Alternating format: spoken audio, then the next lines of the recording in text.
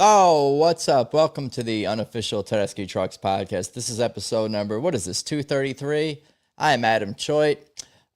Please like, subscribe, do all those things. I'll definitely get an audio version of this episode soon enough for sure. What else we got? Yeah, so subscribe on whatever platform you listen to podcasts on. Weedside, Woodside, if you're in the Queens area, New York City, that's Randy's spot, friend of the show, of course, the program. I can say the program. There's a Discord linked to that or in the episode description if you're watching on YouTube or you're listening. Patreon.com/TTB podcast is a great way to support. Thank you, Kathleen, Stacy, Troy, Daniel, Michelle, Bo, Marion. Appreciate that. Second two tiers of support portion of your contribution does get donated to the Mr. Holland's Opus Music Foundation. I connected with them last night at the show. That was so cool to reconnect with them, and now her name just totally slipped my mind. Oh my goodness. With Trish and Pamela from Mr. Holland's Opus Foundation, who supports music education, bringing instruments to kids, bringing music education to kids. That's always the first thing to get cut. Kofi Day of Service is coming up. I think I got a link to that in the episode description as well. If not, I'll post links to that probably during the show as well. I think that's everything I got. What else do we got? We're going to talk about California and 4 shows. What do we got? Berkeley, Santa Barbara, San Diego, Los Angeles. Links to everything is in the descriptions, of course. But I think we're ready to talk to Michael Drumm and Fred Kokaska, both, of course, returning to the show. What is going on, guys? Hey. Welcome back. Welcome back to the party. Thank you for having me. Oh, for sure. Well, how are you and where are you? Let's start with Fred. I'm doing good. I'm in San Diego, and by the way, we have you mentioned Kofi Day. We're having one here in San Diego. Anybody in the San Diego area? We got I think 2 spots left. So that'll fill it up. So sign up as soon as you can. Good. Just any week's a good week when you get to hear your favorite band twice. Yeah, and you went to San Diego and Santa Barbara. You didn't stop and say hello, and it's okay. Yeah, exactly. Well, I thought about going to the Hollywood Bowl show, but it was a lot of driving, and I had to be back in San Diego in between, so that didn't work out. But I guess I'll get to hear all about it from you.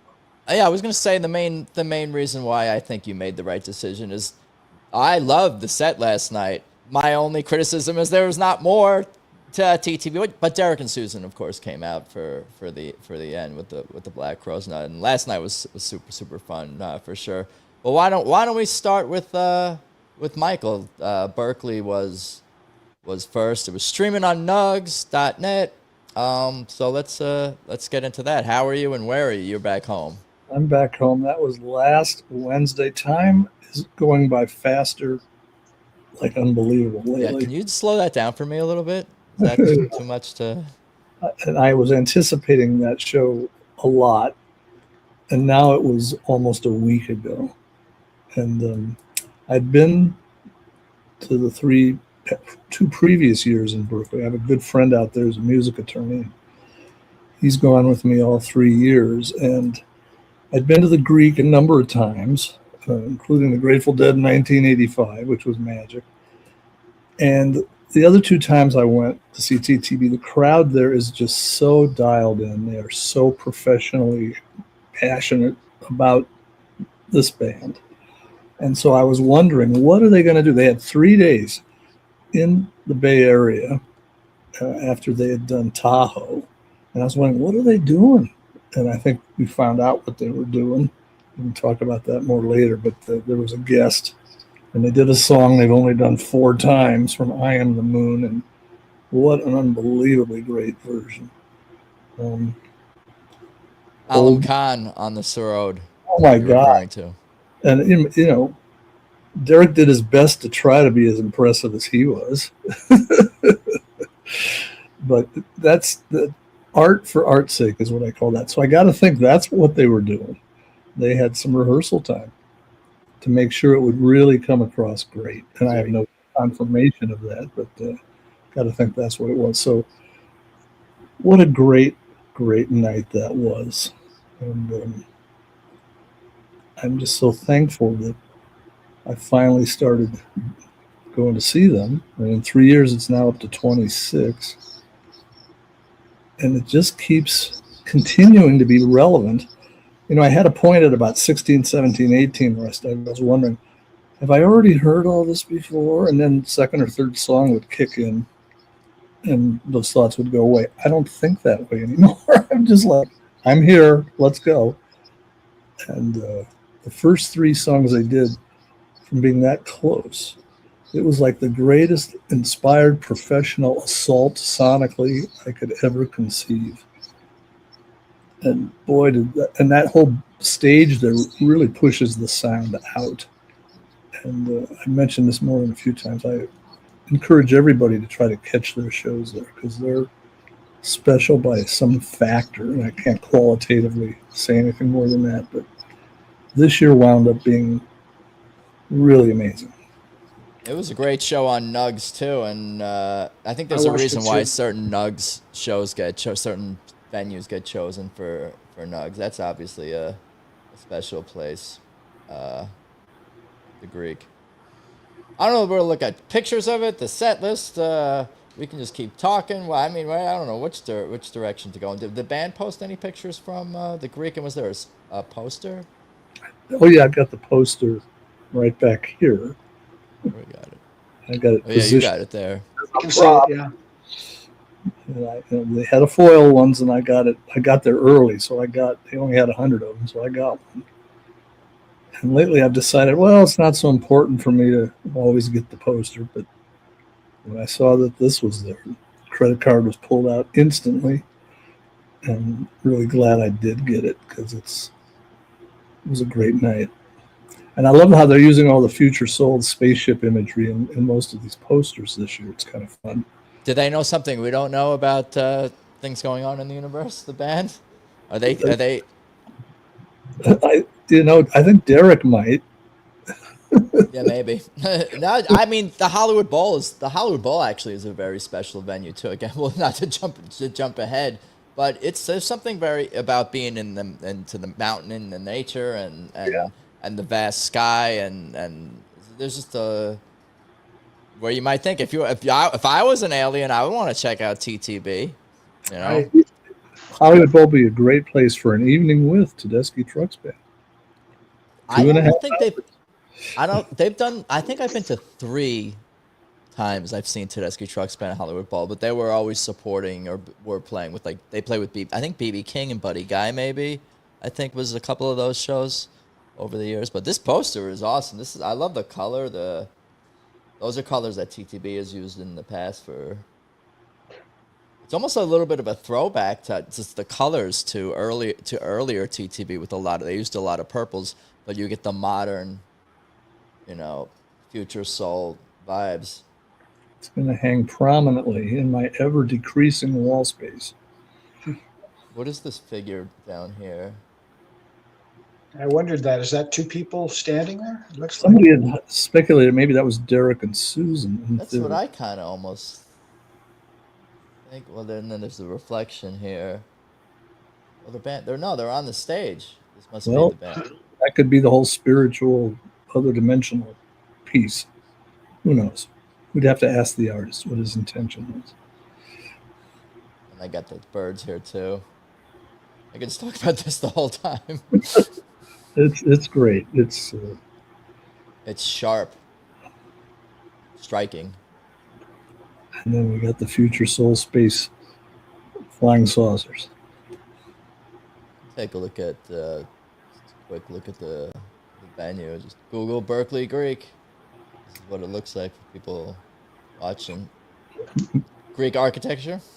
And it was fun watching the replay because there's a camera all the way in the back. And the people right there in the very back of the venue are up, so into it, loving every minute of it. And it was just fun to see the crowd response spread throughout the entire place. Do you guys know what the capacity of that venue is? 8,000. and it has a hard 10 p.m. curfew. So it was over at 10 p.m. Didn't feel like they were timing it out the way it went, but it ended at 10. Why so early? Because it's on the campus there. It's right on the UC campus, and maybe there's apartments or condos. Or there are apartments in that area. And so there must be something they worked out years and years ago with whoever, with the city of Berkeley or however that all works. But It's still hell of a set. This crazy crying. I got you. What in the world? Let the good times roll. Any day, future soul. Anyhow, Isaac and Kebbi jam, which I got last night. Let me get by. Hold that line. Which already been discussing. You can make it if you try. Everyday people, which I got last night. Who am I? Part of me. Loving cup. Volunteer slavery. Angel. Sugary. Hero. Walk on Gilded Splinters. Song for you. I wish I knew. To close it out, you got a Mountain Jam tease there. You got Allman Khan on the road we talked about. Bust out. What was the bust out? What in the world? Really? No. What in the world is new? What am I reading? I'm reading. Oh, the three here. Oh, the Hold That Line. It's been a while for, I guess. I Can Feel You Smiling tease, and with Lucas Nelson, the song for you. Yeah, that was cool to see them come out. Hero into Gilded Splinters was just like taking a 2x4 and beating your head, but it's covered in felt or whatever. It's just like, what an assault. And Susan's version of Hero was just, and the pictures from Nugs, she's got these high heels on with the mini skirt, which, is more extreme than how she normally presents herself in terms of that whole kind of fashion statement. And there she is playing that wah-wah. Because as we talked about last time, she has really taken over the guitar part in Hero. And when they did it at the Beacon, I don't think she was actually doing much with it. But now she's killing it. She was hitting the string. She was attacking it almost like Derek does. I wonder who her inspiration is for all that. But it was just phenomenal. That song has really, really grown on me a lot, and I was really happy to get that last night too, for sure. And the way they end this, like kind of the crescendo, the climax, whatever you want to call it, where Derek and Susan are just creating sounds that I'm still processing what they are. Very spacey, experimental, but also capturing the spirit of the recording too, of course. Yep, and noisy. And that song it's out of the box for them for sure. Yeah, it's a cool song though. But they've embraced it now. It's obviously become, like Adam just said, it's become a featured track. They do grunge better than the grunge people do grunge. Anything they decide to do, they kill it. No, yeah, I think this is not going away from set lists. I don't think anytime soon. Not that they're going to play it every night, but I think it's going to be something that they you're going to continue to want to play live. It's definitely something unique within TTB set list, because I feel like a lot of the other songs, in a great way, they're kind of like they're I don't know. It's hard to categorize them, but sometimes the band will choose. We're gonna do this or this. We'll do this or this. This is our blues, our slow blues. This is our upbeat rocker. This is our big jam song. They have certain types of songs where this is kind of its own thing in a way. I mean, I'm not sure what it feels like. It feels like a Future Soul album, a song that would be on that album. And one thing I've noticed, I think at more than a couple shows, I remember from the Beacon, maybe even another one, when she starts singing and she's motioning over to the side for monitors up. And I've now noticed that repeatedly, where it's like, haven't they figured it out yet? That somehow she really needs extra volume in her monitor mix to be able to really grab into that whole intensity of that song. And I've seen that multiple times now, where she looks over to the side and she's like, which is the sign for turn up my monitors. It starts off low, and then it's got the really belting part at the end, and I'm sure it's a challenging song to sing. They didn't do it in Santa Barbara or San Diego, so we didn't get to hear that one.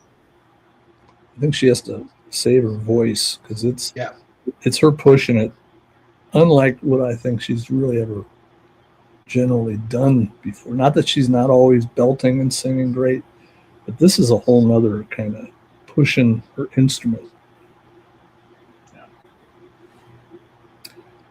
And then, of course, hold that line. I mean, I went back today and was watching the Nugs, and I copied it. And what magic. And it brought me back to when I first got the I Am the Moon album, and I was just gobsmacked about, whoa, this thing's incredible. And that was one of the songs on there that was so far beyond what was normal for just about anybody, but on a TTB album, it was really. Your poster fell over. It did fall over. I got so excited the poster fell over. But so I was just, what a moment, and what a great song. But having him live on that, the guy's one of the all-time masters. And Derek, of course, loves and resonates so much with that music. And so I've got to think that that's part of what was going on during those 3 days they were in San Francisco. They were hanging out with Allman. Yeah, that's what Susan was saying. We need to do this more often. I mean, I always love to hear Allman Khan with TTB. Definitely more of that. I wanted that he should have stayed on and done the do these walls too. It's not one or the other, do both of them. But I walk on gilded splinters. Yeah, release. Maybe they can release those rehearsals or something like that. Maybe those can be recorded or were recorded. It was an honor to have Allman Khan on this show. Like it's been a while. I feel like I want to. He's welcome to come back on and talk about Hold That Line, which is a really special song to me personally. I feel like when that song, they don't play it often, and I don't. It's not a song. Four times. I looked live. it up. That's it. Yep. I think I was at one of the. I think I was at one of those. And which one was I at? Beacon? Something like probably Beacon. Out of my 26, they certainly didn't play it during any of those. They've only played that song 4 times, really? Yeah, I just went to setlist.fm. No. That's it. Yep. 4 times. Beacon Theater, 2022. I think I was at that show. When the album came out. I was at, or maybe the Fox, 11. No, I wasn't at the Fox in 24. I think I was at that Beacon show. I was at the first time they played that. That's cool. Yep, that's when the album came out. Or around that time. Yeah. Right. Where did my shares? There we go. You can see the Beacon, Charlotte, at the Owens Auditorium, then Fox Theater and the Greek. So that was only the 4th time. That is crazy. I don't know. Why did I would have assumed like maybe they played it. Yeah, they played it 10, 15, 20 times. But yeah, wow. They didn't have Allman there at those other. So they must have felt that, they couldn't really do it as much justice as they would have liked. And that version they did the other night was, the word is ultimate. It was phenomenal. Should we watch a little bit of it? Yes.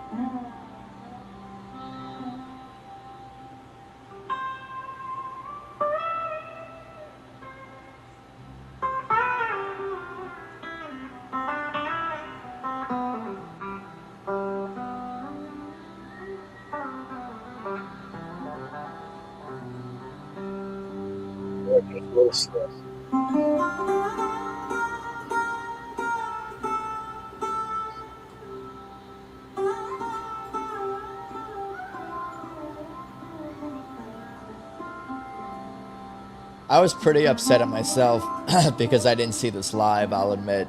I watched it later.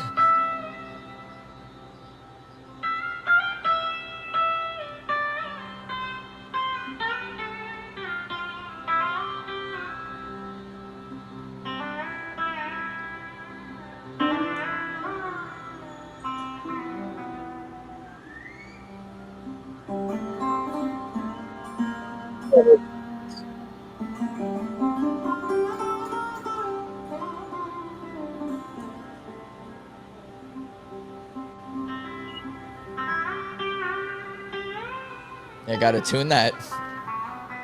Take a second to tune that Sorode.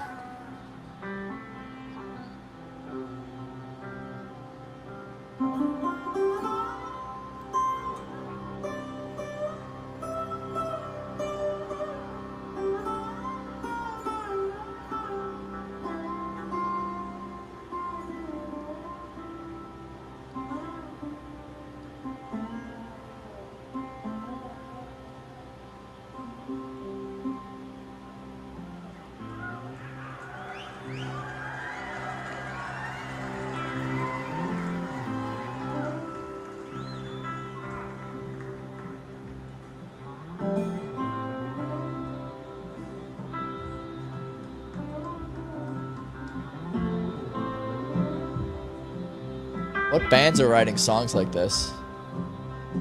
I don't know. It's I looked it up. Derek, Gabe, Susan, Falcon. So,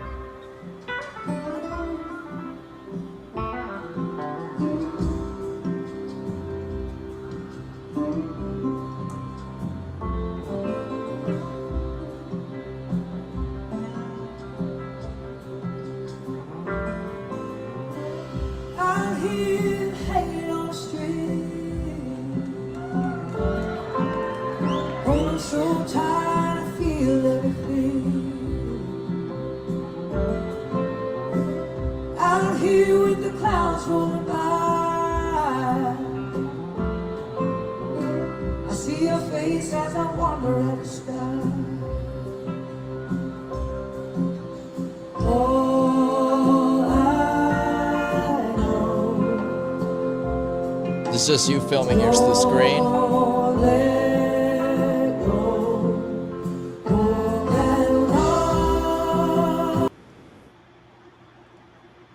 That's pretty good. I like that. I like that for sure. What else? I mean, what is left? What is there left to say about this band at this point? Yeah, you run out of superlatives. Certainly, no, for I'm sure. just grateful and thankful that somehow I started doing this and going to see them this way, because that was profound, to be there, and then to watch it back, it goes even deeper. I had to cut it off because it made me too emotional. That's okay. That's okay. I know. That's special that I heard the first live version of that. Wow. Yeah. And of only 4. Sure. What's up, Garrett in the chat? Suzanne. It's cracking, guys. Talking California. What else about... I mean, we could jump around, obviously, but we could talk about Santa Barbara. Yeah, so those of you who aren't in Southern California, Santa Barbara, I live in San Diego. My wife is from Ojai, which is about 30 miles from Santa Barbara.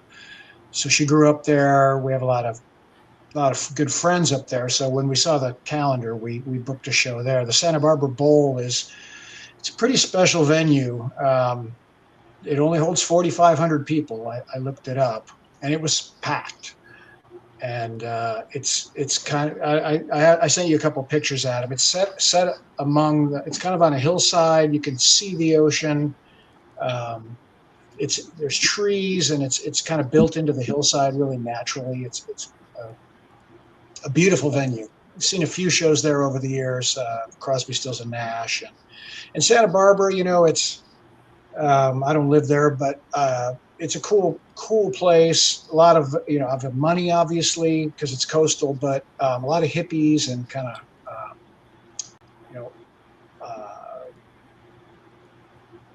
I guess alternative people there. So it's cool. This was from our seats. We didn't have great seats. This is about halfway back. So this is the wide angle lens, so it wasn't quite as bad as it looks. But you can see a crack of the ocean up there in the center. Lucas was playing. We didn't talk about Lucas yet. I was pretty impressed with him. The only bummer is that I watched the live stream from Berkeley and then saw him in Santa Barbara and then saw him in San Diego. He played the exact same set every time. So not a lot of variety, but, I did like him. Hadn't really dug into his music too deeply before this, but he had a following. I'll say at both places. I was surprised. We sat next to some women who they didn't even know who TTB was. They were there to see Lucas. So, and in San Diego too, really warm reception. He was selling merch and people had his shirts on and stuff. So that was kind of surprising. Santa Barbara, beautiful venue, really cool people, good vibe.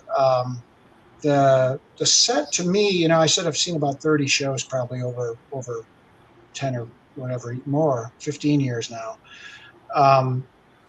It had most shows have kind of an energy flow where, it might start off and then slow down for a section and then speed up and then, ramp up. This one was kind of like a rocket. It started low and then it never slowed down and it never took a breath. And I was surprised by that. These are San Diego you're moving on to there. I only got a couple pictures. In Santa Barbara. There was one other that kind of showed the side of the stage, which was cool, but there it is. Yeah. With us in it. Now, anyway, there it is. So the stage behind my friend's head there, from the side of the stage, you can see it's a beautiful venue. Really cool experience, and I've seen, like I said, them in a lot of venues, including Red Rocks and the Beacon, and Santa Barbara ranks up there. I got to say, I would go again to see him there. I'd drive. It's about a 3-hour drive from San Diego, and you got to drive through LA, so it's tough. But it was a great place to see him. I've been there. I definitely remember it being a very nice venue. It was with when they were playing with Sharon Jones. I think that was 20. Oh, the Wheels of Soul. Yeah. Wheels of Soul. Yeah, it was Wheels of Soul, 2015. I want to say. I think it was 15. I saw him at Red Rocks that year. Yeah. Yeah, no, that's a cool spot for sure. These venues kind of are, it's California. It's like California vibes in Berkeley, California outdoor vibes in Hollywood Bowl and TTB Theater California vibes. It's kind of its own thing in a way. Yeah, I'm gonna break your vibe a little with the San Diego venue, but we can wait till that if you want to go in order. But it wasn't at the campus, the San Diego State Campus Theater. Nope. They played there in the past. They played in I think I've seen them in 5 different venues in San Diego. And this one was their first time. It's called the Rady Shell. And I don't know if you want to get into it yet, or if I'm going. We'll talk more about Santa Barbara first. But yeah, that's something I'm just thinking about now. It's like, that's true. They have every year in San Diego, it's a different venue. LA, I've lived in LA two decades plus now, and they've only played, I think, the Greek Theater, Hollywood Bowl, and the Orpheum Theater downtown indoors, and that's it. The only 3 places they played all of those 3 places a bunch of times, but only those 3 that I can think of. Unless, they did play that. Well, they played that one. They played that show at the Mint, or they did a smaller venue show. That was whether it was with Kate Hudson, around the time of the Grammys or something. Oh, God damn it! I can't believe I should have been at that show. But that aside, I don't think I can't recall them playing any other. I guess like Kimmel or something like that. Oh yeah, I was San Diego. I was at the Kimmel show. That was cool on the back lot in Hollywood. Yeah. But just compared to San Diego, it seems like every year it's like, wait, they're at the Symphony Hall. Wait, they're at the campus. They're at this new theater. Where are they? Yeah. Why is there's a Fox Theater, which is kind of that older, cool deco theater that kind of like the Orpheum in LA, and that was one of the better places I've seen in San Diego. Yeah. So Fred, what's the capacity where they played this year? It's 10,000. That's larger. Is that larger? Because then that could be part of the new strategy of trying to. Maybe I think they probably having a hard time settling in on the right venue here, because the problem with the Shell is it's built for the symphony. The San Diego Symphony plays there, and it's this giant. I'm jumping ahead. Sorry. That's okay. I'm gonna pull up the set list for Santa Barbara. Okay. If you wanted to talk about that at all. Yeah. Like I said, it had a not unnatural flow, but I would say it was, not the usual ups and downs, more of a step on the gas and go kind of a vibe. I love Under the Knife. They haven't played that too many times. That was cool. The Dylan cover, Tangled Up in Blue, was interesting because the crowd loved it. A lot of deadheads there, a lot of, hippies, and they loved that song. And actually, a lot of people started dancing. And I was surprised this didn't make bigger news. Sue actually spoke out and said, thank you for dancing. Yes, the band loves it when you dance. Can't we all just get along, or something like that? So it's like, oh, okay, you're gonna, yeah. It's only the second time they played that song this year. I knew it'd been a while. They hadn't played it since they started playing, I think. I remember seeing it 2024 in Boston, and then I saw it in Tulsa, I think last year. I saw Bob Dylan do it in Syracuse, and I remember when I was there, it was I think it was 2001 maybe. Did it sound anything like the album version? I don't recall it sounding anything like the album version, but it sounded good. Well, his band's, so he's his band. He always plays, with good musicians, and they bring it, and he brings it too. Yeah, special song, poetry. Now, this is a hell of a set list. This is stepping on the gas. Interesting covers. You had a Stones cover thrown in there. Heartbreaker. That was pretty cool. Mike with the Mike vocal. Good rocker. I've seen them do that a few times. One thing they started off. I think "I Got You" was the third song, I think, and off the new album. And I liked that song, but this was a little different. They slowed it down. It had a slower groove, and Derek did one of his monster solos on it. And it was still the same song, obviously, but it had a very different feel. It was beautiful. And then they followed it with "Midnight in Harlem," which is another monster solo song for Derek. And then I noticed they're moving "Midnight in Harlem" up in the set. They're not, it used to be kind of a set ender kind of a song, but it's moving up. And I saw that on some other sets too. Yeah, and Red Rocks Night too. They did it first. That's right. They opened with it. That's right. I think they did that once last year. So I wanted to say about "I Got You" because in the Greek, I was watching it back on Nugs, and in that song, and I did a post about it today. Susan and Derek looked at each other and smiled, and it was like this loving glance that I took to mean them saying to each other, "Yep, I got you." And I had a few people comment, yeah, they had noticed the same thing.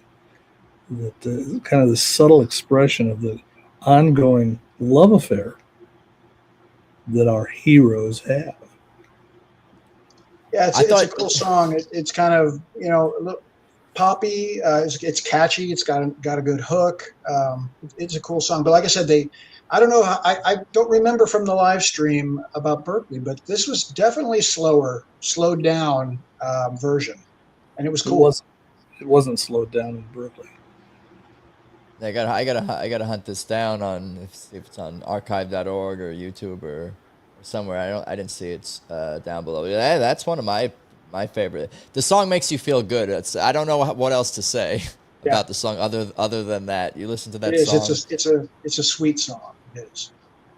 And then you got that Derek monster solo, like you say. It's like the cherry on top. Of the song. You got your Isaac and Kebbi. I'll just read it. "Don't Let Me Slide," "Crazy Crying," "I Got You," "Midnight in Harlem," "Under the Knife," "Heartbreaker," and Isaac and Kebbi jam into "Let Me Get By," "Future Soul," "I Pity the Fool," "Just as Strange," "Tangled Up in Blue," "It Ain't Fair," "Into Dreams," "Made Up Mind," "Presence of the Lord," "I Want More," "Soul Sacrifice," "Helpless," and "Space Captain" to close it out. This is a power-packed set list. Yeah, like I said, it kept the pedal down for sure. There was no breathers. And the encore, "Helpless," classic. Match made in heaven for TTB to cover that song, and with Lucas too. It was great.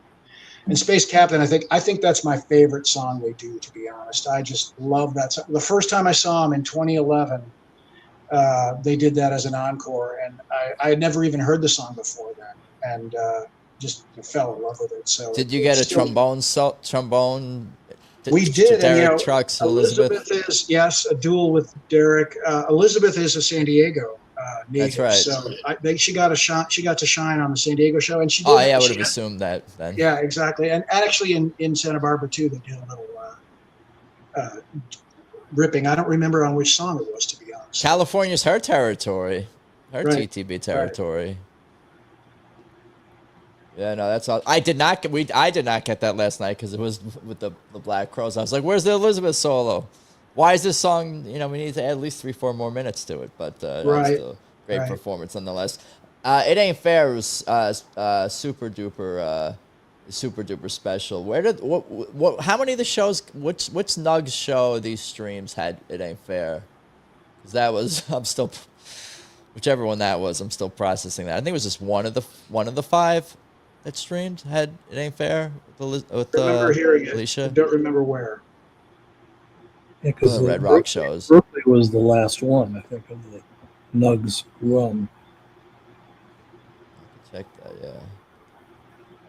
Let's see here.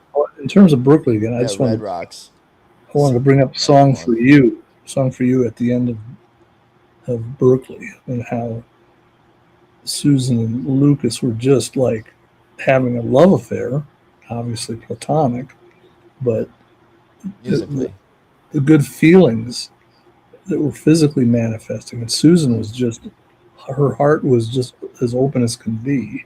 And that was a really special version of that Leon Russell greatest hit. It was a good song. You had talked about Susan's guitar playing, and I agree with you, but I think even more so has been her stage presence. I remember just a few years ago, she seemed a little shy and a little awkward, and especially when she'd put the guitar down and just sing, it seemed like it was hard for her to do. And I know as a musician, I sing and play, and I feel naked when you're not playing along, with your instrument. But I think she's really come into it in the last group of shows I've seen. I mean, and like you mentioned, I think I see Lucas was kind of shy, and he was maybe a little afraid to take a solo. Derek had to kind of encourage him, and then he was afraid to sing out, and Susan had to encourage him. But yeah, she's owning it now, and it shows. Yeah, the weekend I went to the Beacon, which was the next to the last weekend, supposed to have been the last, but they added the next one. I felt then that she was bringing it in a way that was like unparalleled. And I felt that way all year long. And especially like Red Rocks, where she had the appendectomy and they had 3-week break. Yeah. There was not one drop of anything other than her just bringing it and being on fire. And so I think this has been a great year for her. It's been a great year for the whole band. They bring out the best, I think, in the people that the guests that they play with, and vice versa. There's something about that's special to them to bring. I feel like it's almost more. It's for the fans too, but I think in some ways a lot of it is just for their own enjoyment. For Lucas, it's just fun for them to play with these other great musicians and encourage them too, and be encouraged by them, and like she said at Red Rock, stage and share love. She's known Lucas since he was 9 years old. So they were obviously hanging with Willie back in the day. And I want to bring up one other point, see if anybody else has noticed this. Mike Mattison.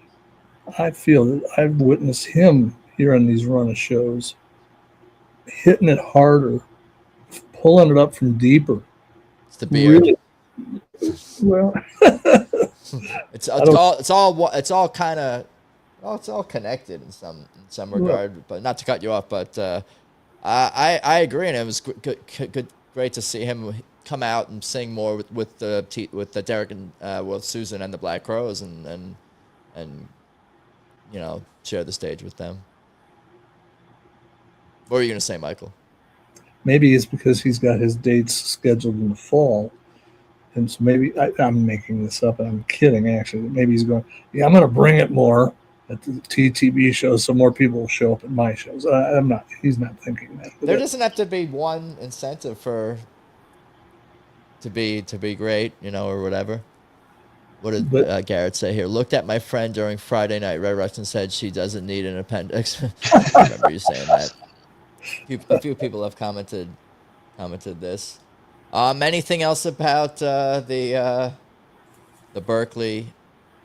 Santa Barbara, you mean? No, yeah, the Santa. That was Santa it. Barbara They were on a time stop there too at 10 o'clock. So, but it all worked out. I mean, it felt like enough. It was a great show. Yeah, this is excellent. What was it? What did you notice about just the crowd response? Because Berkeley, it was cacophonous, and when they left after Splinters, it was 3.5 minutes of just fanatical cheering, and then they came back for Song for You. But it was so loud, and just really amazing.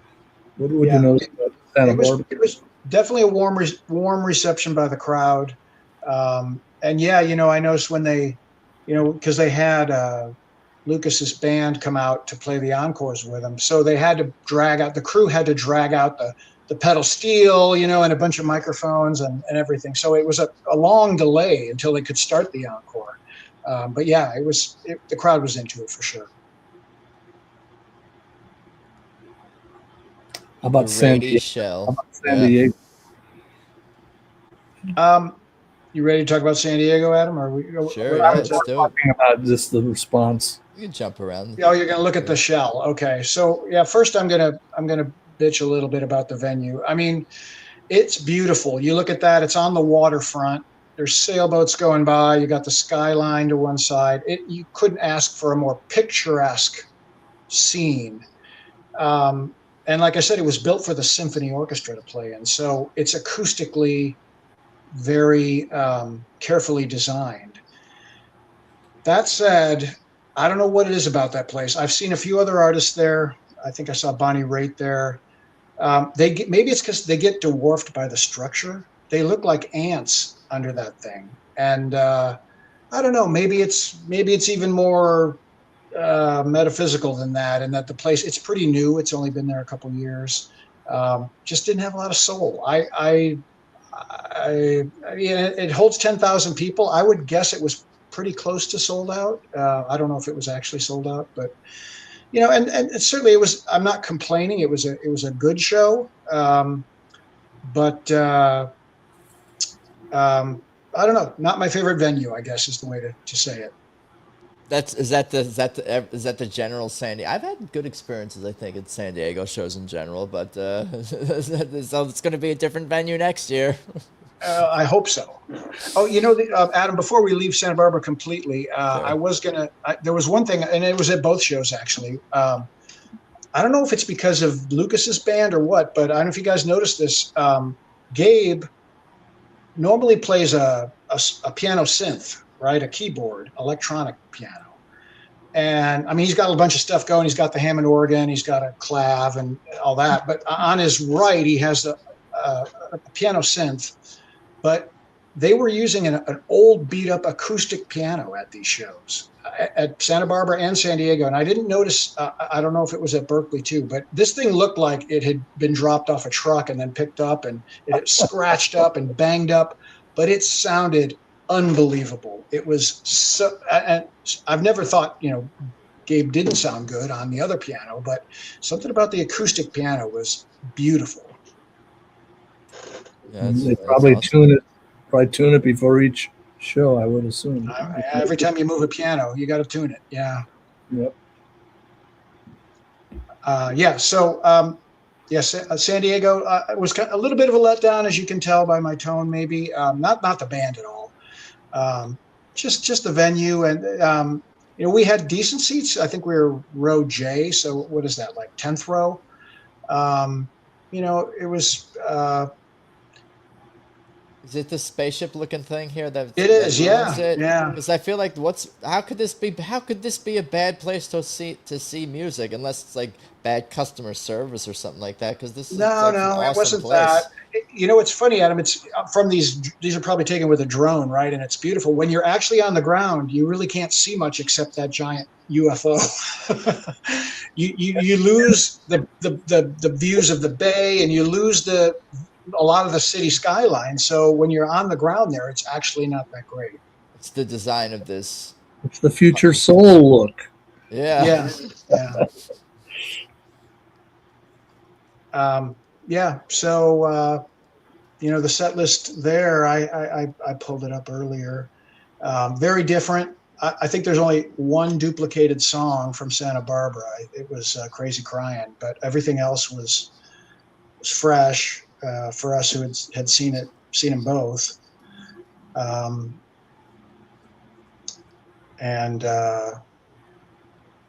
We got Future Soul was duplicated as well. So the new songs. But yeah, we got a little the Let the Good Times Roll, like you said, the BB King vibe, which is always great to hear them play, a BB King song. And more Stones, got Lovin' Cup, which is interesting. And the closer, Bound for Glory, always great. And they did Help Us Again. I think that was such a natural. Did they do it up in Berkeley too? Did you get that one or not? No, they did not. They did Song for You. It was just Song for You. Right. Yeah. I mean, like I said, that's just a great song. And to have Lucas sing on it, just with all the harmonies and the backup singers and everything, it's great. And then they closed it with Little Help from My Friends, which is cool. Always cool. That's been a minute too, hasn't it? Oh, they played at Telluride. Well, speaking of that, I went back and listened to that live stream again that's on the Internet Archives today.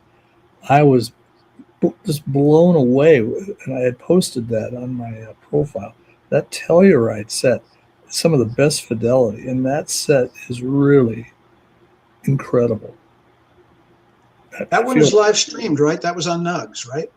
It's on the Telluride Bluegrass channel. Oh, okay. Yeah, I did. I think I did watch that one. I remember thinking, Telluride's at like 9,000 feet elevation or something, isn't it? 8,770. Yeah. So, wow, that's hard to sing at that altitude, I'm sure. Well, you couldn't tell, just like after Susan appendicitis, because I had talked to Falcon briefly backstage. He said, I got to go take a nap. He said, I'm a sea level guy. This 8,770 feet, I don't know. And boy, that's listening to that set. If anybody hasn't listened to that, one of the great live performances of a never-ending string of great live performances. Yeah, how did this band do it? I want to make a montage, a supercut of Michael saying this is the best show I've ever seen. I'll copy and paste like images of him messaging it to me, and then I'll clip him saying it out loud. This is the greatest show. This is the best show. And I joke, but the man's not wrong. It really has to do with just the experience of each one of those, where that's what I'm overwhelmed with, that kind of feeling. And I say often now, this whole qualitative thing of listing or the best or all that, it's kind of irrelevant. I'm just stunned that there's so many shows where that winds up being how I feel, how so many other people feel. And I think this year they may be, as you were saying, putting that pedal to the metal even more. Right. You're still getting Passaquan. You're still getting the special Mountain Jam music and all this stuff. But you are getting a little bit of a different TTB where they are packing a lot into their sets, even when it's not them playing with two other bands. It was funny I'll get to it, but what did Susan said? She called last night action packed. And then Chris Robinson called it a Monday night rock and roll show, which I thought was funny. So those two, what they said, that kind of resonated with me. So I'm like, how was the show? It was an action-packed Monday night rock and roll show. I was told by them, but yeah, they're packing more songs into their sets. The pace of the set, the pacing is a little bit not rushed, but. They're not stopping. Yeah. And not a lot of dead time, true. You know, the other thing about the San Diego set, which I liked, is they did a couple off the Derek and the Dominoes album, which, you know, Bell Bottom Blues and Why Does Love Got to Be So Sad, which again, it took me back to seeing them for the first time in 2011 when, you know, they were still playing those songs then. And, you know, so much of the band traces its roots back to that album. It's really cool when they do those songs. Really cool. They did that in Telluride. Sam Butch came out with his electric mandolin and stood there toe to toe with Derek, and they just burnt it down. Yeah. Anyhow, Crazy Crying, Who Am I, Gin House Blues, What in the World, Future Soul, Bell Bottom Blues, Why Does Love Gotta Be So Sad, Take Me As I Am, Gilded Splinter's Soul Sweet Song, Let the Good Times Roll, Icing Kebbi, Jam into Let Me Get By, Loving Cup, into Leaving Trunk, Bound for Glory, Helpless, with a little help from my friends. I thought Derek did a Leaving Trunk tease last night from Loving Cup, and they went into something else. I forgot what they did. It was a completely different song, but he was totally doing the Leaving Trunk slide riff there. Yeah, I got teased. I got a Leaving Trunk teased last night, but this set is pretty damn awesome. Take Me As I Am is another one of those. It's a beautiful special song. I Am the Moon songs that and you know, and Soul Sweet Song, you know, they do the video, they have the video montage that goes with it, and they show, you know, all the Kofi, of course, but you know, Greg Allman and Butch Trucks and you know, all the people who've passed on. It gives me chills just mentioning it now. Yep. Yeah, they bring it every moment of every song, 100% every night. But if there's going to be one song because of I talked about this last time, but because of the video montage that like they're never going to not be aware of that behind them. So like you have to like, I don't know, just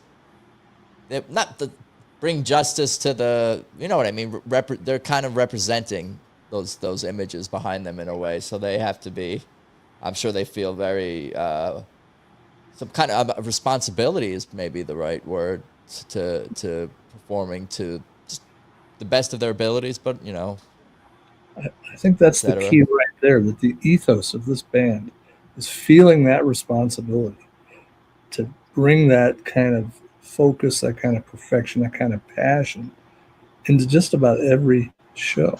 It's really special. I think they have to always play that. They have to play that song at least like once every few shows or whatever. I think that's like, or it just seems like it's essential. Or they need another song where they can put other images. I don't know. No, I think that they could do that one every night. I think almost. It's too emotional for the band to play that every night. Probably, they need certain breaks in there. Janelle's Blues we all haven't gotten in a while either. When was the last one for those? Last year? This song has not been played this year? No. It's been a while, yeah. No, is that true?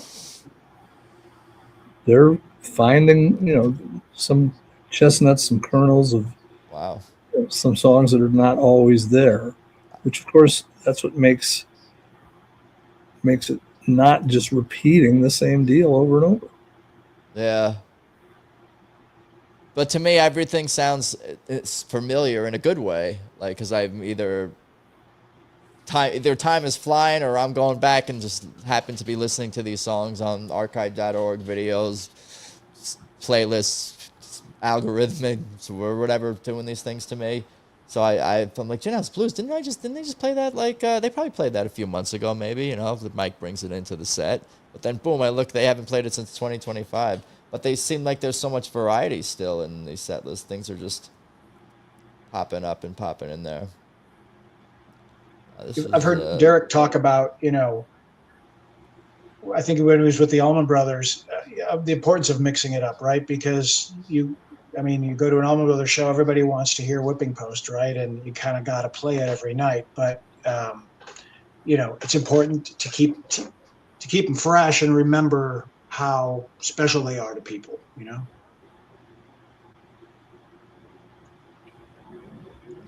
Yep. I'm looking at Bound for Glory. They play fairly often. Yes, it's always incredible. Correct. They played that last night too. The only problem was it was so early in the set. I'm like, no, that means this is probably not going to be. The show is not going to be as long as I want it to be this set. How But, long did they play in LA, Adam? I don't know the exact time, but it was they didn't leave. They honestly they didn't. I didn't leave like they should have they didn't disappoint in terms of. I didn't feel disappointed in terms of how long they played. I still feel like I got a nice long set of TTB music, and then of course I got a couple of more songs there at the end. We could take a look at LA Hollywood Bowl. So, Adam, I just want to say something. I've been doing this here, luckily, for a while, and you don't get to go to that many shows. And here, the one show you do go to this year is not really the full-on deal. And of course, it was great, but maybe we need to do a GoFundMe to have Adam have a budget. I'll end up spending it on sushi in LA, and No, you were supposed to pay for tickets. I'm like, I ended up getting. No. That would no. It was somebody Well, I else. got the scroll. If people want to support the podcast, that you're more than welcome to support. We can't send him money. We have to send him tickets. Yeah, exactly. Hotel room also. Well, most of you guys have offered to put me up, but yeah, no, I have nothing to complain. I have nothing to complain about, though. Honestly, I haven't checked, but I think I'm somewhere in the 40s now with shows. So I'm blessed, and I have nothing to, It was cool to have the band come through LA. I'm like, oh, there's TTB up on the stage. I'm found my way a little closer eventually, especially once the Black Crowes started playing. Found some friends. It was an awesome show. This is the Black Crowes set I'm looking at. Did you first. see Whiskey Myers? Were you there long enough?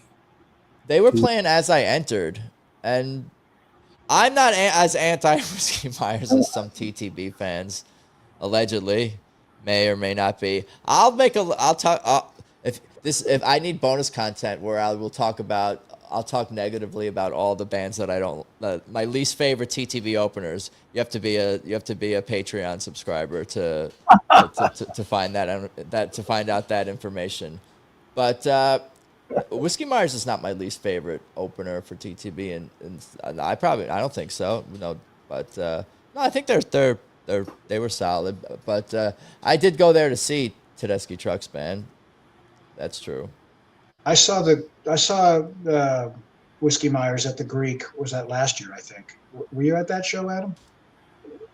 Yeah. Yeah. They're fine. I had no issue with them. I saw some odd posts and putting them down in the Facebook page, but yeah,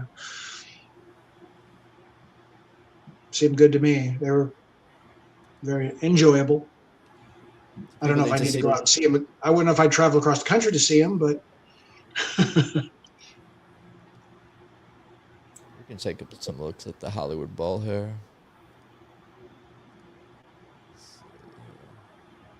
So, do you have any idea how many people were there?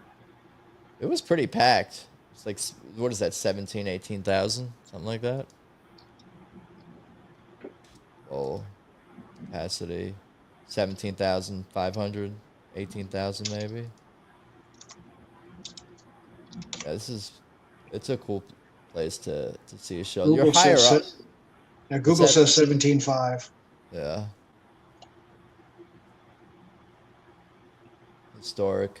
Historic, I tell you. There's the set list. Major historic. Got my mojo working. Do I look worried? Who am I? Hero. I want more. Willie the Pimp. What in the world? Future Soul. Ohio. Bound for Glory. You can make it if you try. Everyday People. Made Up Mine. Isaac and Kebbi Jam. Into Gilded Splinters. Bex Bolero closed it out. Yeah, this is quite a set list. I have nothing to complain about. Splinters into Bex Bolero is always incendiary. How many times have they done that specifically? I think they did that up until you, right? It's not unknown, but it's always incredible. Yeah, I wasn't sure where we were going until he went into it because usually he does the Bex Bolero with "I Want More," if he does it, or the Soul Sacrifice. But yeah, you say it, so he's done that a few. They've done that a few times. The Bex Bolero to close it out. Isaac and Kebbi was always cool to see. I'm going backwards. I'll go backwards in the set. No, well, actually, the way they started, it was still light out. Actually, the whole band had sunglasses on. I think they might have had sunglasses on. They might have just kept them on. Kebbi took his off, I think, eventually, but I think they had sunglasses on for a while. But it started with light. The sun was it wasn't sunny. The sun was down, but it was still light outside. And they must have thought, oh, we're in California. We're all wearing sunglasses. I'm like, it's not bright sunlight anymore, but. Yeah, we're cool. We're cool. Okay. Yeah, something felt a little not off, but I'm like it's too they're starting too early. It's still light outside. The fans we're not situated enough. People haven't had enough drinks in them yet. It felt different once it got darker. You definitely got that vibe. I think that was around what song was that around? Maybe about midway through the set. I forget exactly, but when it got darker, it seemed to pick up the energy of the place. But it was a good vibe all around for this set. And, At both the San Diego and Santa Barbara shows, TTB came on right at sunset at both places. That was pretty cool. Yeah, it's basically the same here, pretty much. Yeah, Mojo working, big like Susan was on fire from the beginning of the show, and Do I Look Worried in its favorite number 2 spot, classic spot for that song in the set list. Who Am I? Did they play Who Am I and Midnight in Harlem on the same sets? I think they have. The songs kind of have a similar sound a little bit, but I think they have played them on the same show. But there was no Midnight in Harlem in San Diego either, right? No. They don't like the song anymore? No. It was at Santa Barbara they played it, but yeah. Oh, okay. Not in Berkeley. Santa Barbara was on Friday or Saturday? That was on. It was Thursday. Thursday. So, yeah, so Friday and Saturday they were doing other. I know. I was thinking if I were them, you got 3 days to get between Santa Barbara and San Diego. A lot of LA in the middle. Places. Yeah. Probably some business related. Who knows what? But yeah, they've obviously got things they can do if they have some time. Yeah, Hero is great. Like seeing and hearing Hero. That's just I don't know if I've heard that live. I don't think I've heard that live. I've heard any of the new songs live other than going to the do I feel the recording the listening party. The listening party, yeah. Is that why I think I've heard the songs live, or because I've just listened to so many recordings? And then you know what it is? It's Nugs actually. I kind of felt like sitting not having the best seat, but having big screens. My buddy was calling it Nugs 2.0. It was cracking me up. But I don't know, I felt at home in a way. It's like I felt yeah, like yeah. None of the songs like felt new. I don't think about that. This is my first time hearing this song. That first time hearing that song, I'm just right in it. Like everything feels familiar and like this is home. The music is home, in a way.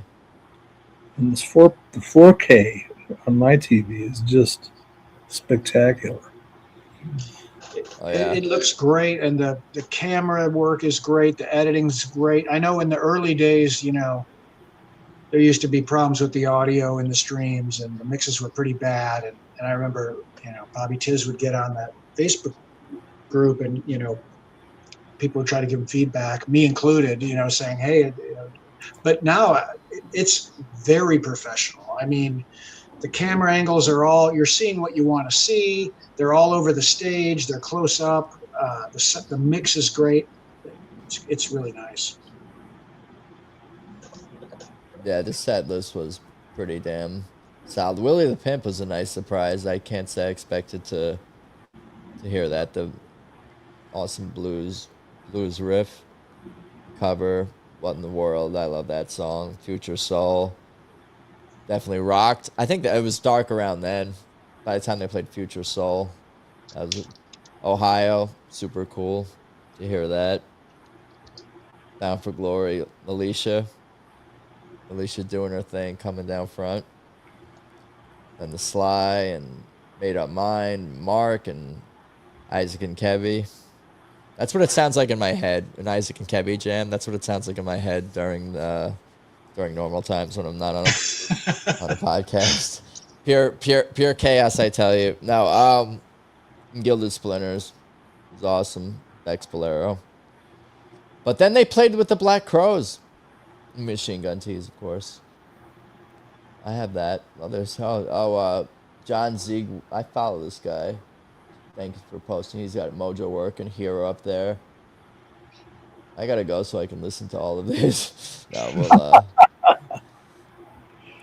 this was great. And the Black Crows set, of course, Derek and Susan came out.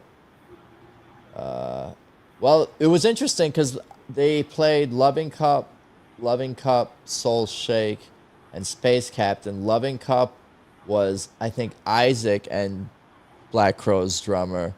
And then Soul Shake was Falcon and the Black Crow's drummer.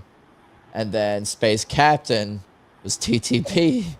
Was just Isaac and Falcon. I'm pretty sure. Is that what he's got here with Tedeschi Trucks Band? I Loving Couple was with the whole band. I forget, but it was pretty awesome to hear those songs. I was saying we had the Lieben Trunk tees at the end of Loving Cup. I felt like, but Soul Shake was cool. I don't know that. I don't know if I know that song. Was that a cover? Yeah, it was a Delaney and Bonnie cover. That's cool. That's the first time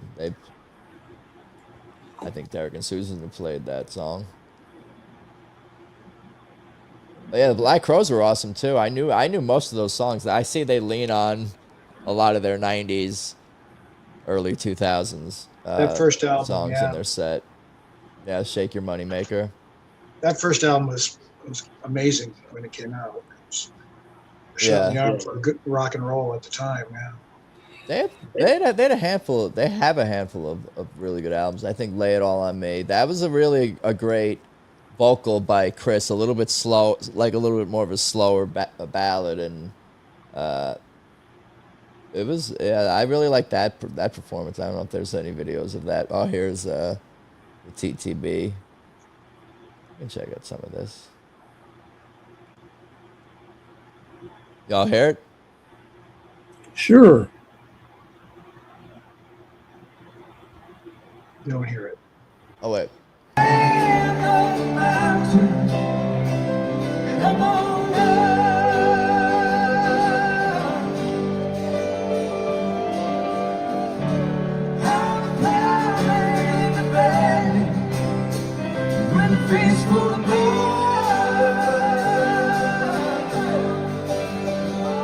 Yes, I'm falling, and I know my car won't start.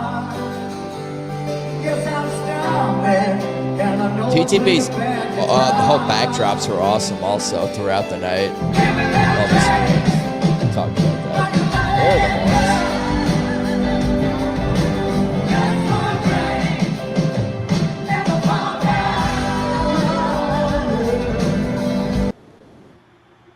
Yeah, super awesome show. Yeah, their TTB's screens look great. Did I answer? Did you ask this? Did I talk about this? Michael Garrett wants to know in the chat.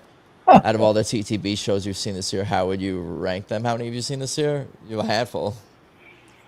1, 2. You know the answer to that question already. The current one, the next one is better than the last one. 7. Each one's better than the last. 2 at the Beacon, Alpharetta with Richie Davies.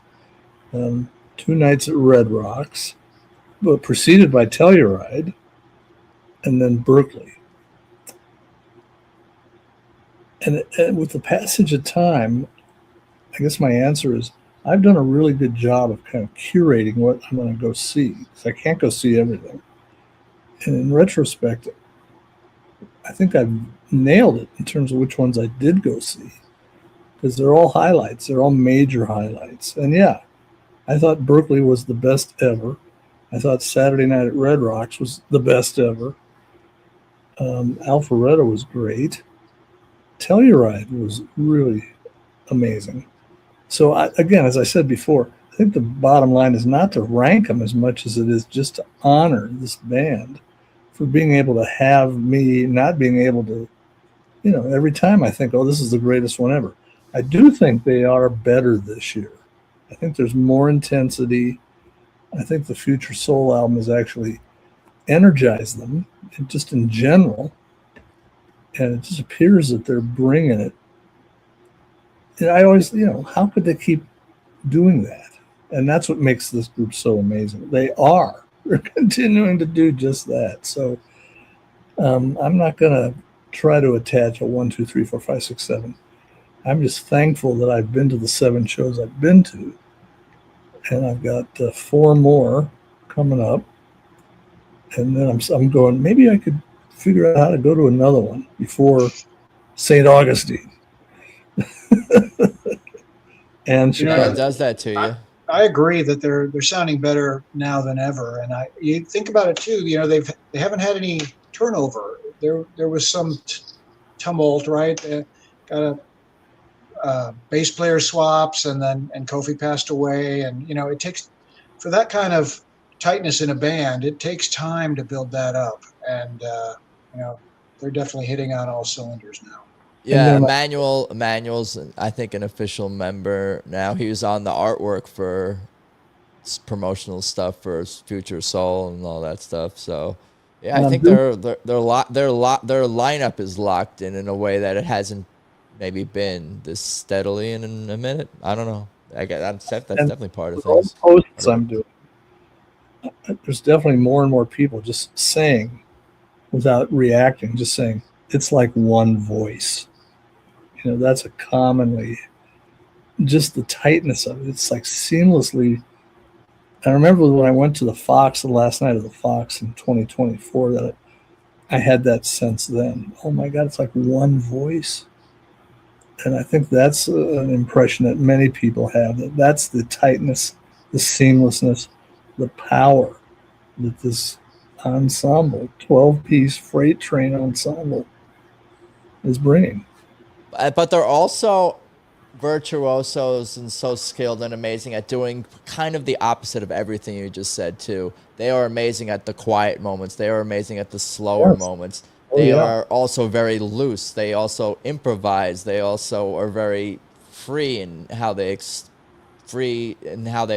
and how they, their ideas and all of these things create creatively live and wherever they may be playing music.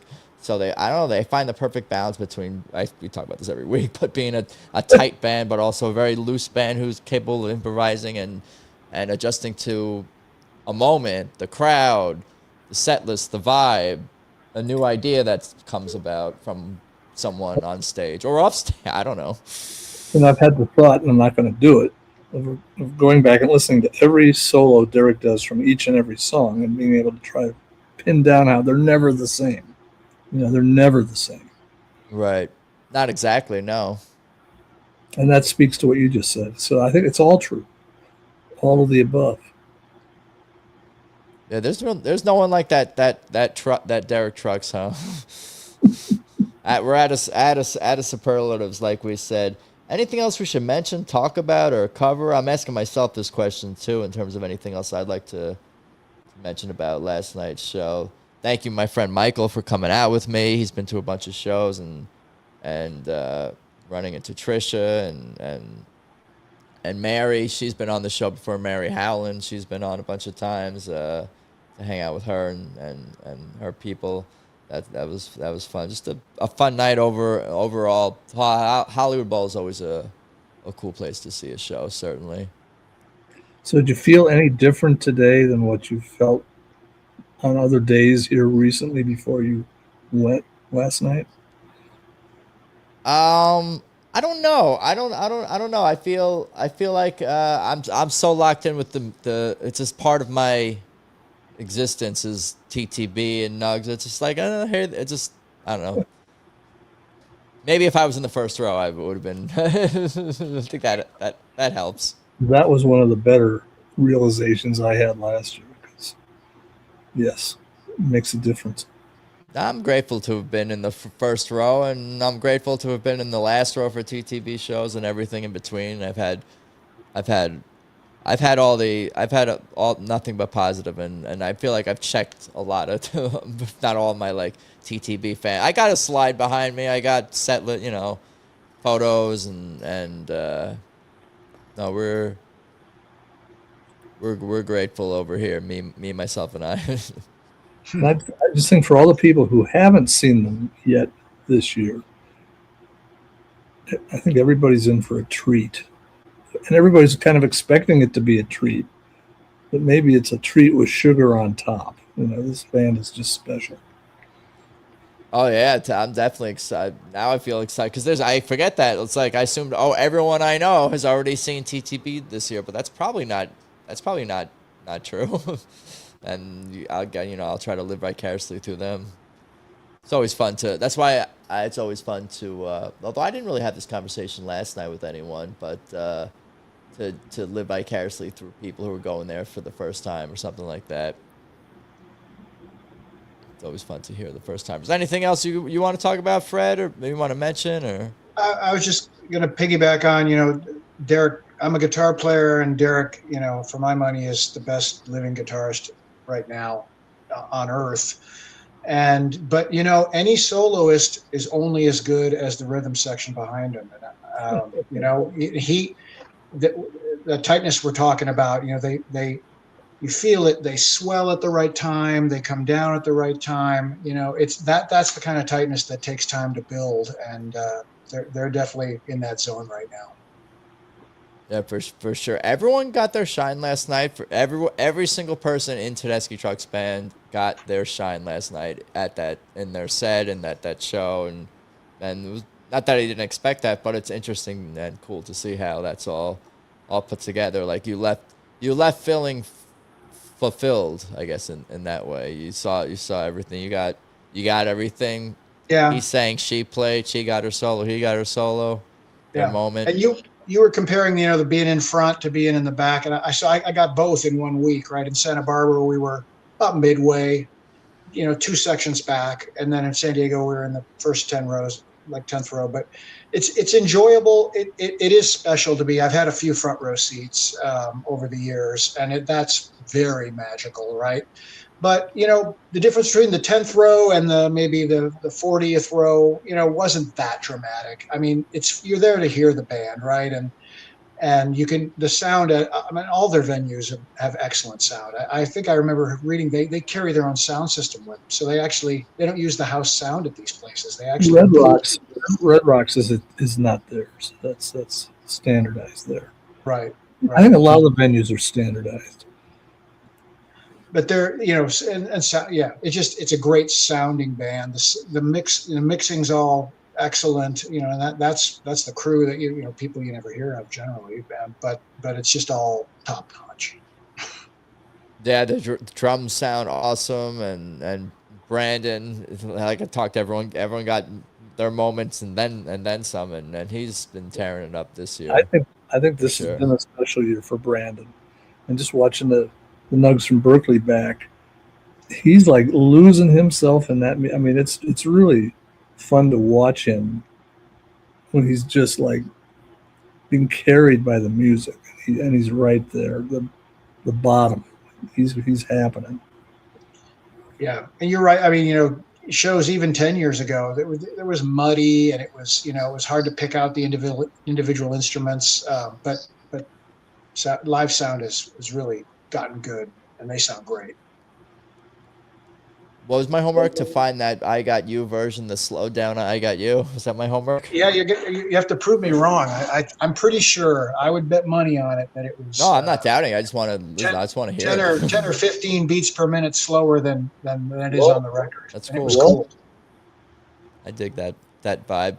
That's why I like sometimes the 70s Stones versus more like later 70s, 80s Stones, where everything just seemed a little bit more like frantic, as opposed to more like shuffly blues bar. Yeah, that vibes. behind the beat, you make that groove in the pocket behind the beat. Yeah. Yeah. It depends what drugs they were on, right? And the Stones. Exactly. I guess so. Yeah. Yeah. Well, on that note, thank you guys. Appreciate it so much. Fred, Michael, love to talk TTB. California's covered. We did it. Like, subscribe, do all the things. Thank you, TTB, band, the crew coming through. California, don't leave. Where you going? Okay, they'll be back again. Hey, Fred. Thanks, Adam. I'm sure soon. Nice to meet you, Michael. Thanks for having me, Adam. Next time. Cheers, guys. Thank you. Later.